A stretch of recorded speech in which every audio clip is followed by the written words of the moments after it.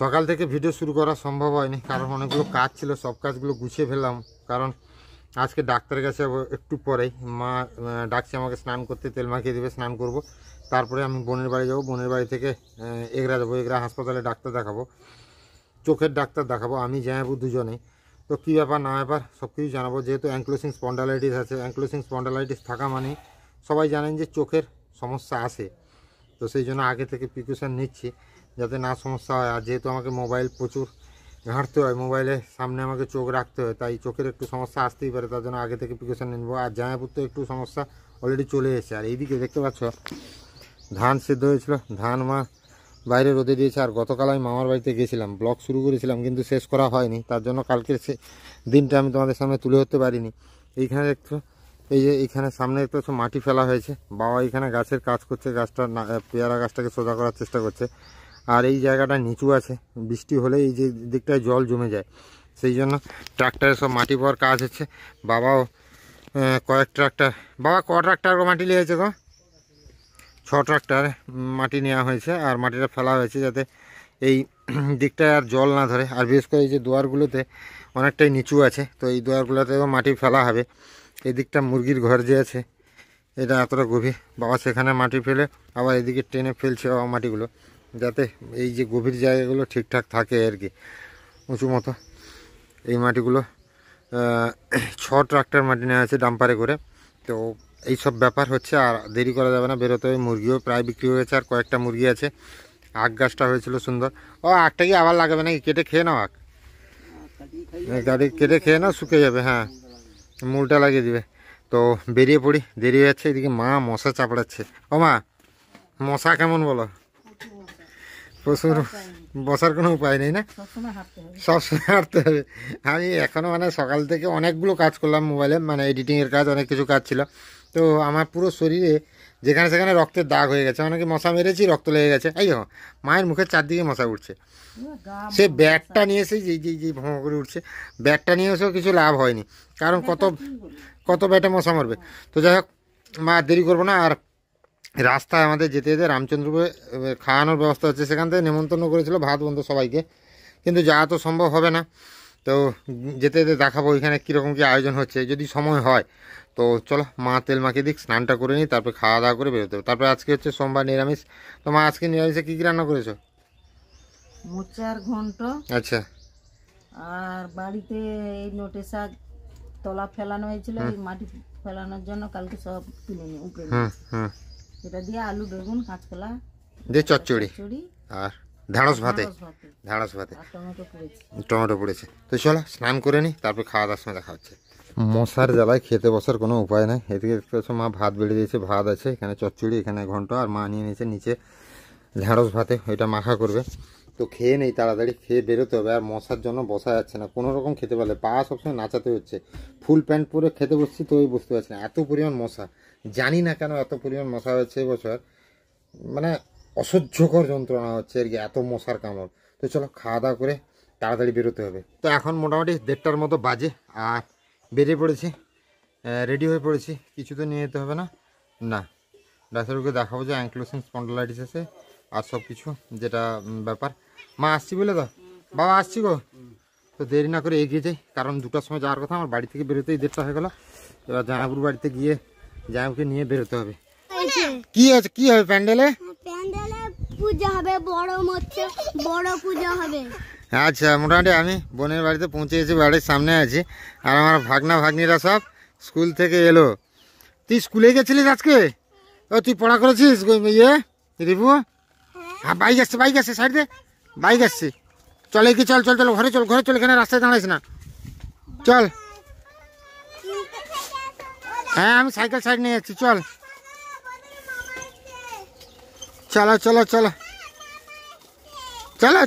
চলো। কে ধাক্কা মারবে তোমাকে? আচ্ছা, চলো।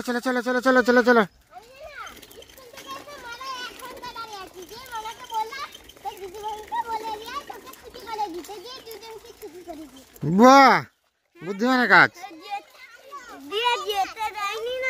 হ্যাঁ,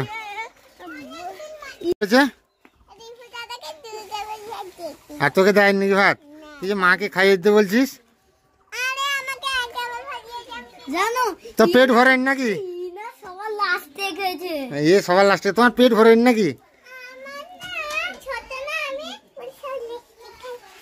আচ্ছা তুমি ছোট তার জন্য পেট ভরেনি আর কি। কিরকম বা খাওয়া দাওয়া হয়েছে? আচ্ছা রাস্তায় যেতে যেতে ভিডিও করেছি।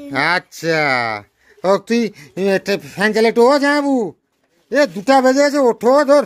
আমি জানি তুমি রেডি হয়ে বসছো, দেরি করনি গো। হ্যাঁ ওই রং হ্যাঁ রামচন্দ্রপুর ওই ইয়ে হচ্ছিল, হ্যাঁ দেরি হয়ে গেল। দাঁড়িয়ে দেখো যাবু শুয়ে মোবাইল দেখছে। তো মোটামুটি বোনের বাড়িতে এসে পৌঁছে দেখতে চলে। ডিস করছিস কেন, তুমি মারছিস কেন? হ্যাঁ টাটা বলে দে সবাইকে। বেশ বেরোবো জামাবু, আসো গো। তো জামাবু বেরিয়ে পড়ে রেডি হয়ে গেছে। তো জামাবুকে নিয়ে যাব হাসপাতালে চোখের ডাক্তার দেখাতে। জামাবুরও চোখের সমস্যা, আমারও চোখের সমস্যা, যদিও এখনও মানে সেরকম হয়নি, তবে দেখাতে হবে, প্রিকশন নিতে হবে।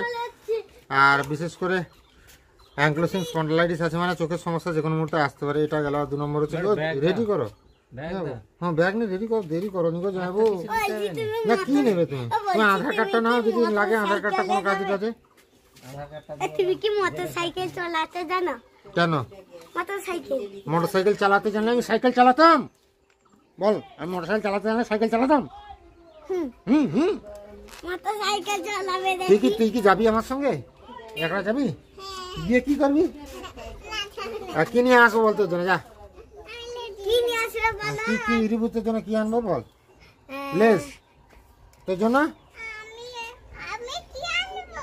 তোর জন্য কি আনবো বল? আমি আনবো বলো তুমি কি চান নেবে, পুষি পুকুরি বলো। বাঁদর কোথাকার। লেস তো দেখো দেরি না করে চলো, জামাবু আসছে, বেরিয়ে পড়ি। পৌঁছে গেছি এগরা হাসপাতালে। জামাবু বাইক পার্কিং করছে, আমরা এই দিক দিয়ে যাবো। এগরা সুপার স্পেশালিটি হাসপাতালে পৌঁছে গেছি আমরা। লক করবে জামাবু হ্যান্ডেল, আর ব্যাগ ঝোলানো থাক নাকি? ব্যাগ নেবে নাকি? ব্যাগ ঝোলানো থাক। আচ্ছা নিয়ে আসো চলো সাথে। হ্যাঁ চলো। এখন মোটামুটি আমি আর জামাবু বসছি হাসপাতালে। আমাদের নাম হয়ে গেছে অলরেডি এন্ট্রি। তো ডাক্তার দেখানো হবে, 10-15 মিনিট ওয়েট করতে বললো। তো বসি নাকি জামাবু? জামাবু এখন মোবাইল ঘাঁটায় ব্যস্ত। কী ব্যাপার জামাবু, মোবাইল বেশি ঘাঁটাঘাঁটি করছি? আচ্ছা দেখছো আর কি। তো চলো বসি, একটু অপেক্ষা করি। ডাক্তার দেখানো কমপ্লিট। মোটামুটি আমাকে 2টো ওষুধ প্লাস চশমা দিয়েছেন। মানে চোখের আমার পাওয়ারের সেরকম সমস্যা নাই, বাট মানে কি ওই যে মোবাইল ব্যবহার করি, তারপরে একটু যে হালকা চোখ দিয়ে যে জল পড়ে, তার জন্যই ডাক্তারবাবু বললেন যে একটা চশমা ব্যবহার করলে তোমার ধুলোবালির থেকেও রক্ষা হবে চোখ, প্লাস ভালো। তো মোটামুটি সেই মতো একটা চশমা নেওয়া হবে। আর জামাইবুর চশমা লাগবে, কারণ কি জামাইবুর দূর দৃষ্টি কমে গেছে অনেকটাই, দূরের দৃষ্টি। তো সেই জন্য জামাইবুর চশমা নেবে, আমিও চশমা নেব। আর আমাকে অর্ক বলেছিল এটা কী ব্যাপার, অর্কর বাড়িতে যাবো এক্ষুনি। অর্ক চশমার ব্যাপার কিছু একটা বলছিল, তো ওর সঙ্গে কথা বলি, কি না হয় দেখা যাবে। তারপরে চশমা এখন বর্তমান ডাক্তার দেখানো কমপ্লিট। জামাইবু বাইক নিয়ে আসছে। জামাইবু তোমার তো চশমা লেগে গেল। আমার তো মানে চশমাটা ডাক্তার বলছে কি তুমি নিলে ভালো, কারণ কি ধুলোবালি থেকেও রেগে যাবে, আর আবার চোখে যাতে প্রেশারও না কমে পড়ে, সেই জন্য আর কি। তোমার তো চশমা লেগে গেলো। যাই হোক, সব মিলিয়ে ডাক্তার দেখানো কমপ্লিট। এবার ওষুধটা নিতে হবে না, আমার যে ওষুধটা পাওয়া যায়নি ওইটা নিতে হবে। আর এদিকে আমাদের ভাই এসছে, ভাইকে অনেক থ্যাংক ইউ। ভাই দৌড়ে এসছে ফোন করে, আমি আসছি শুনে। তো সব মিলিয়ে চলো ওষুধ দোকানে যাই, ওষুধটা নিয়ে নাকি বলো জামাবু? এদিকে ওষুধ দোকানে আমরা ওষুধ নিচ্ছি। এইটা নাকি ওষুধ জামাবু? আমার খাওয়ার ট্যাবলেট দিয়ে বললে যে ডাক্তারবাবু, খাওয়ার ট্যাবলেট কি কোনো কিছু লেখা আছে দাদা? আচ্ছা এইটা ছাড়া কথা বলছি। আচ্ছা দাদা, এটা কি করতে হবে একটু বুঝিয়ে দেন দেখি। দাম কত? এটা কিরকম করতে দাম হবে? কত? 180 টাকা। হ্যাঁ, এটা কিরকম কি ব্যবহার করতে হবে একটু লিখে দেন দাদা। 180 টাকা। না 100 টাকাই না, তোমারটা 333 টাকা আছে, 300 টাকা আছে। কত করে দিবে? তাহলে কিনো পিছনে যাবে যে? হ্যাঁ ঠিক আছে। এ ঠিকঠাক যায় তো? ঝাঁটা দেয় ঝাঁটা? তো ওষুধ নেওয়া মোটামুটি হয়ে গেল। এই ওষুধটা আর একটা হাসপাতাল থেকে পেয়েছি ওষুধ। ডাক্তার দেখানো শেষ করে এসছি দিদির বাড়িতে। দিদি জামাইবু সব বসছে। মানে অ্যাকচুয়ালি আমার কাছে না অনেকে বলে আমেরিকা থেকে যে দিদি এসেছিল, তাহলে আমেরিকার দিদি তো তোমার এত বড় মানুষ ইয়ে করে না কেন, কিন্তু ব্যাপারটা যে দিদি মানেই যে রক্তের সম্পর্কে দিদি হতে হবে সেটা তো কোনো ব্যাপার নয়। তো এও সেরকম একজন দিদি। তো দিদির বাড়িতে এসেছি জামাইবু আর আমি। আর একটা জিনিস যেটা মানে বলার জন্য আজকে শুরু করলাম, এই যে দিদি এতগুলো আয়োজন সাজিয়ে ফেলেছে প্লেটে, এরকম কিন্তু যদি প্রত্যেকবার হয় তাহলে কিন্তু বাধ্য হয়ে আমি আসা বন্ধ করে দেবো। কারণ না না না না এত করে তাহলে তোমার কথার সঙ্গে তোমার মিল হলো না। তুমি বলছিলে কথাটা যে খাওয়া দাওয়া যেখানে সুদীপ যেখানে না, সেটা ঠিক আছে, সেটা ঠিক আছে, কিন্তু একটা কি সবসময় একটা দিদির বাড়িতে আসবো আর খাবো শুধু, আর আমরা তো ডাইরেক্ট হাসপাতাল থেকে চলে এসেছি। হ্যাঁ আচ্ছা, এটা তো ঠিক, দিদি হয়। দিদির কাছে খাওয়া অবশ্যই যায়, বাবা। সেগুলো কোনো এর মধ্যে পড়ে না, হিসাব এটা কোনো হিসাবে পড়ে না, কিন্তু আচ্ছা হিসাব করা হয় না। যাই হোক, মোটামুটি আমি যদি এই দিদির বাড়িতে মানে সপ্তাহে একবার করে আসি তাহলে হয়ে গেছে, আমার ওজন 1 কুইন্টাল পৌঁছে যাবে, খুব বেশি সময় লাগবে না। মানে এতগুলো মিষ্টি খাওয়া যায়, সেদিন এতগুলো মিষ্টি খেয়ে গেলাম, আজকে আবার এতগুলো মিষ্টি। আর না, এরপরে নেক্সট টাইম এলে না যাবো আর জানিয়ে আসবো না, চুপ করে চলে আসবো। শোনো, জানিয়ে না এলেও আমাদের এখানে কোনো সমস্যা নেই। না, আমি দরজা লক করে আসবো, তো বেরোতে দেবো না। আর ফোন সব নিয়ে নেবো, সিগন্যাল জাম করে দেবো, যাতে ফোন না করতে পারো। না, আমি সিগন্যাল জাম করে দেবো, জামান নিয়ে আসবো, সিগন্যাল জাম করে দেবো, যাতে এখান থেকে আর ফোন বাইরে যেতে না পারে। যাই হোক, এখন দিদি দিয়েছে মানে দিদির আদেশ তো অমান্য করা যাবে না, তো খাওয়া দাওয়া যাক। আচ্ছা দিদি, এই হলুদটা কি ঢোকলা নাকি? এটা তো গুজরাটি ডিশ খাচ্ছি তাহলে আজকে নাকি আমরা? না ঢোকলা, এটা ঢোকলা। কারণ আমি দিল্লিতে খেয়েছি তো, সেই জন্য আমি বলছি যে এটা ঢোকলা। তো যাই হোক, দিদির বাড়িতে এসেছি মানে দিদির কথা অমান্য করা যাবে না। তো খাওয়া দাওয়া করি, খুব তাড়াতাড়ি আমাদের বেরোতে হবে, কারণ আমি আজকে আবার এখান থেকে বাড়ি পৌঁছেই বেরোবো ঠাকুরদা, বুঝতে পারলে। পিসির বাড়িতে প্রচুর অনেক দিন ধরে ডাকছে, রতন যাবে আর আমি যাব। তো মোটামুটি বাড়ি পৌঁছে বেরিয়ে পড়েছি। আর রতন যাওয়ার কথা ছিল আমার সঙ্গে, আমার পিসির বাড়িতে। রতন যেতে পারছে না, জামাইকে নিয়ে যাব। তো অনেকটা সন্ধ্যা হয়ে এসছে, অনেকক্ষণ প্রায় পিসির। হ্যাঁ, ও জামাইবু চশমা নিয়েছ? না, আমারটা নিয়ে আমি কী করবো, আমার পেছনে বসলে আমার চশমা লাগবে না। তো মোটামুটি সন্ধ্যা হয়ে এসছে, 1-1.5 ঘন্টা সময় লাগবে, ঠাকুরদা যাব। তো বেরিয়ে যাচ্ছি, আর দেরি করবো না, কথা বেশি বলে দেরি করবো না। মা আসছি বলে তো, বাবা মাঠে গেছিলো, চলে এসছে, কিন্তু বাবা গেছে কোথাও। তো মা আসছি, হ্যাঁ তুমিও সাবধানে থাকবে, কালকে সকালে আর না হলে বিকালে চলে আসো, বুঝলে তোমার। ও বেরিয়ে যাই, আর দেরি করবো না, যেতে যেতে রাস্তায় কথা হবে। চলো যাই। বাড়ি চলে এলি কেন রে? সম্পর্কের একটু সমস্যা হয়ে গেছে, জামাইবু হঠাৎ যে তার ফার্মের ডাক পড়েছে, যেতে হবে ইমার্জেন্সি, এই জন্য সমস্যা হয়ে গেল, তার জন্য যাওয়া হলো না আর কি।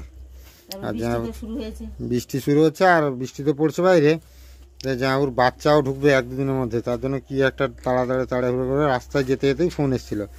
তার জন্য রাস্তা থেকে আবার ঘুরে আমাকে ছাড়বে কেন, আমার সাইকেলটা যেহেতু তোমার ঘরে আছে, সাইকেলটা নিয়ে চলে যাব, এই জন্য চলে গেছিলাম আর কি।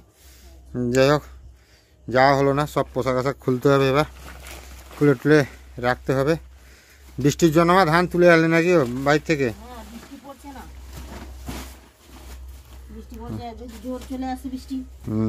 সেখানে রামচন্দ্রপুরে যে অনুষ্ঠানে, সেখানে সব লাইট টাইটের উপর আলো টালো আর সব পেপার টাঙাচ্ছে, সব চারিদিকে লন্ড ভন্ড হয়ে যাচ্ছে।